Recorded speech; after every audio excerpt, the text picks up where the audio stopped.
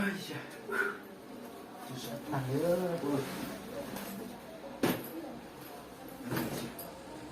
Sẽ hay nhìn vào một ha.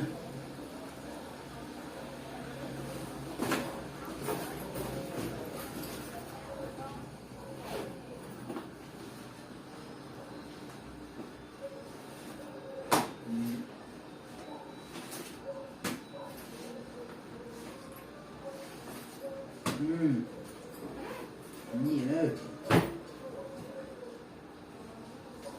Nữa. Rồi gì nữa? Hàm nữa là gì rồi? Mà nhẹ là nữa, bố nữa. Sẽ hơi những một chút nữa.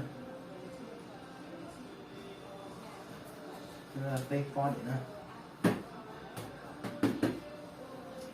Bây giờ mình vô khổng nữa, đến nhà là gì?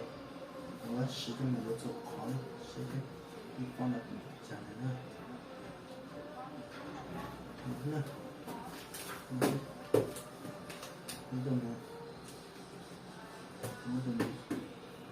sẽ là cây con nữa con nữa cái con này nếu mình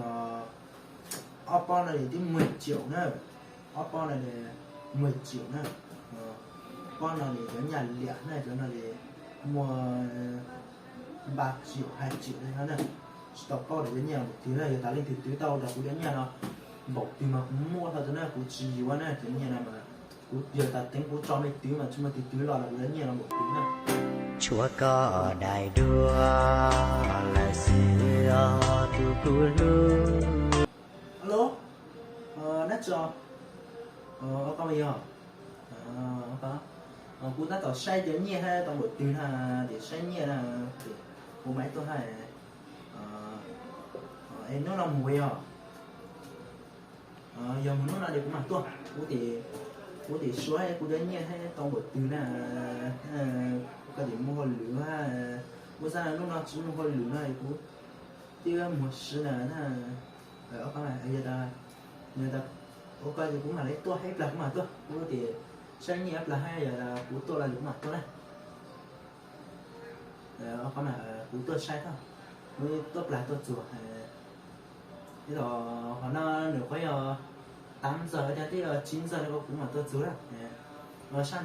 để tỏ tốt là của tôi cũng nó tỏ sẽ sáng nhẹ hay của đến nhẹ hay tôi phải cho hay trong yếu tố khó nó là có gì không có hay cái gì có mà của tôi là của tôi tỏ có là lừa chữ này để mà lấy tôi tuân chủ cũ non món này đúng không nó ôn món nọ là tôi chữ tiền tuân chủ cũ non món thì ôn nó này nó cũng mà tôi cái chỉ nó cũng tôi sai cái cũng tôi cái ở đây mà ở đây cũng tôi cái chỉ nó thôi nó này chỉ nó nó là để một con lửa thì nó thế này cái nhà mà để cho nó chip con đó này nó sẽ bố một con lửa thì nó thế này nó bố một con lửa khác nữa nữa nữa một nữa chi đâu